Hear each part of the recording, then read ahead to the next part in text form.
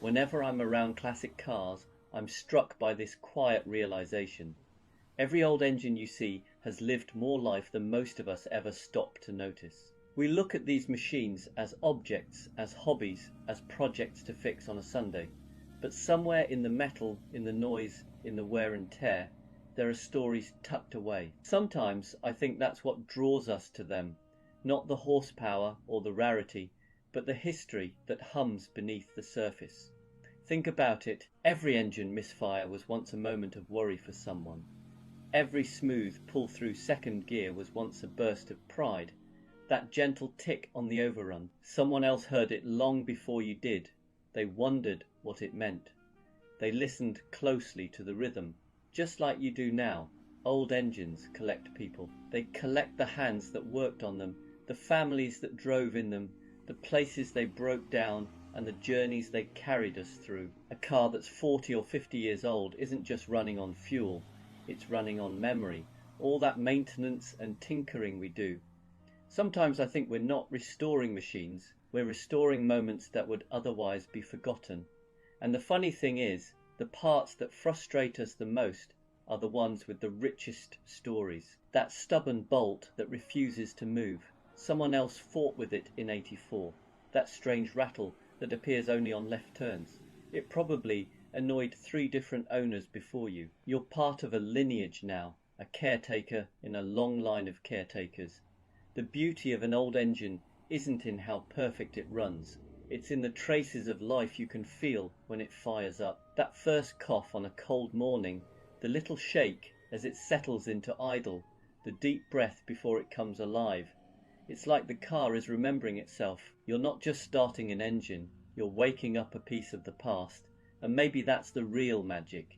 Modern cars are incredible, but they don't have that connection. They haven't had time to gather a soul.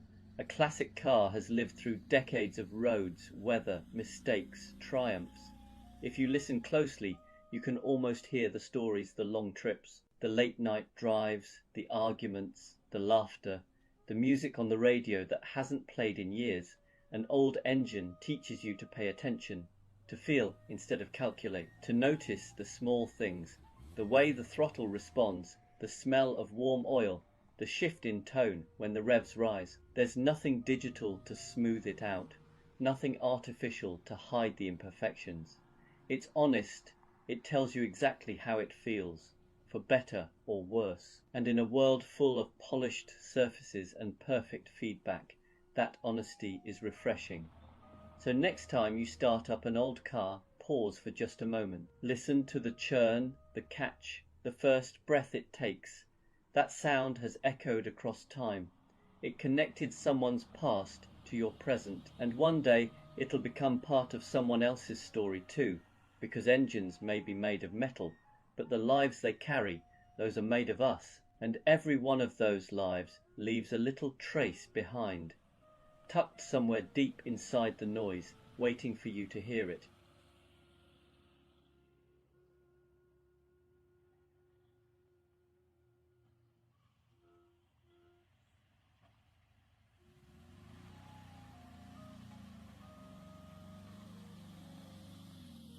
There was a time when people used to go out for a drive for no reason at all. No errands, no deadlines, no navigation voice telling you to turn left in 300 yards. Just the simple joy of moving through the world with no particular destination. We've forgotten that a little. Modern driving is all efficiency now. Fastest route, least traffic, minimal time wasted. But somewhere along the way, we traded away the small pleasure of wandering, the feeling of taking the long road simply because it felt nicer under the tyres.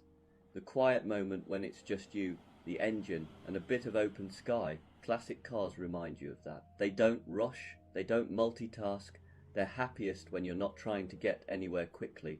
In a strange way, they teach you to enjoy being unproductive, to savour the bends, the sounds, even the imperfections. And maybe that's why they still pull us in. Not because they're fast or convenient, but because they invite us back into a way of driving that feels almost forgotten, a way of being really slower, more attentive, a little more human. Every now and then it's worth taking a drive with no purpose, except the drive itself, No plan, no hurry, just the road unfolding at its own gentle pace. The lost art of driving for pleasure isn't lost at all. It's just waiting for us to remember.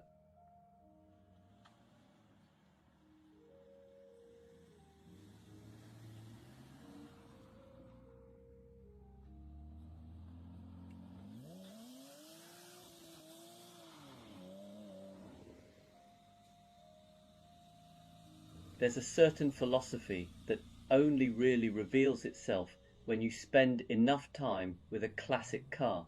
You don't notice it at first. At first, you're too busy wondering if that noise is normal, or if that smell is new, or if the fuel gauge is lying to you again. But give it a little time, and you start learning something deeper, something you won't find in any manual or workshop guide.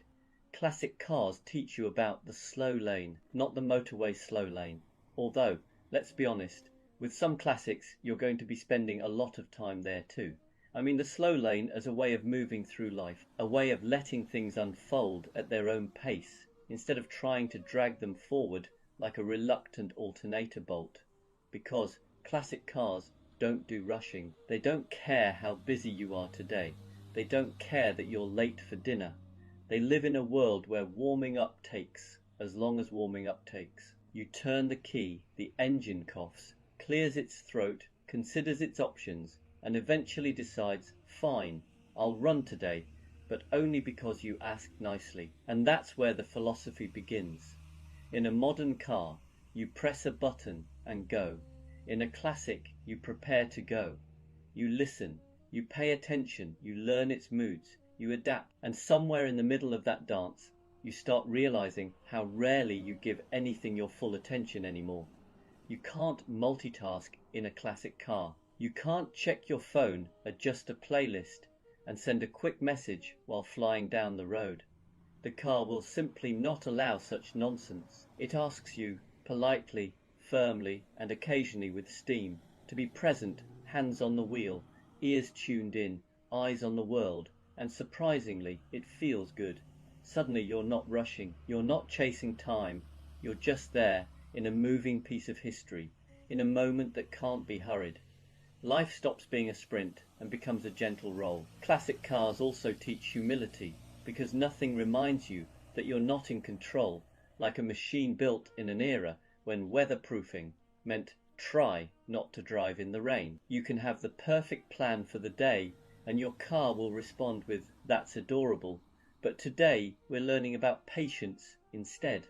Yet, weirdly, that's where the joy comes from. Not in the breakdowns themselves, we don't have to pretend those are spiritual experiences, but in the way they nudge you into letting go. You can't be in the fast lane when the universe, through your carburetor, is gently suggesting you slow the hell down.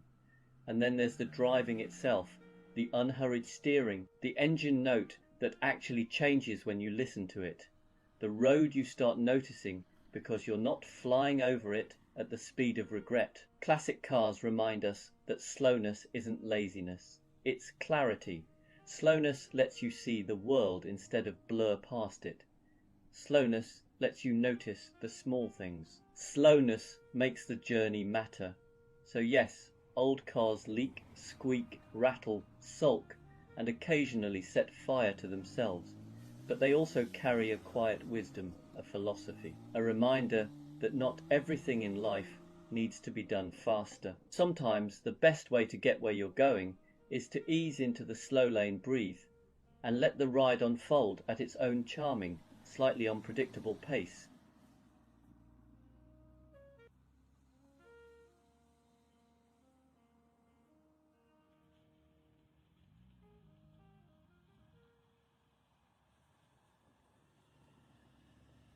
You know, people often assume classic car ownership is all glamour and sunny Sunday drives, but anyone who actually owns one knows the truth. It's a spiritual practice, a moving meditation, a slightly oily path to enlightenment, because the first thing a classic car teaches you is patience.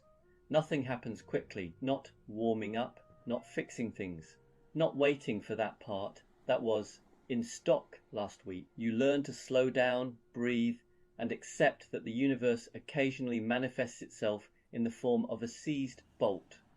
And then there's awareness. Modern cars let you drift through a journey half asleep. A classic won't let you get away with that.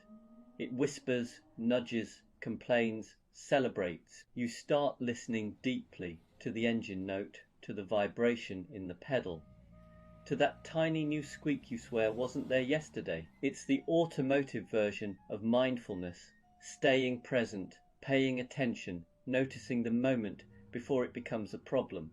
There's humility too. Classic cars do not care about your schedule, your plans, or your ego. They will embarrass you at petrol stations. They will refuse to start when you're trying to impress someone. They remind you gently, occasionally, not so gently, that control is an illusion, and somehow that's freeing.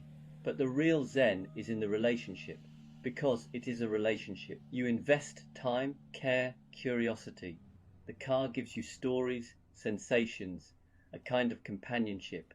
You begin to appreciate the effort over the outcome, the drive over the destination. You savor the journey because you have to. You can't rush it. And that slowness becomes a gift. So yes, classic car ownership can be frustrating. It can test your patience, your wallet, your sense of humor, but it also teaches presence.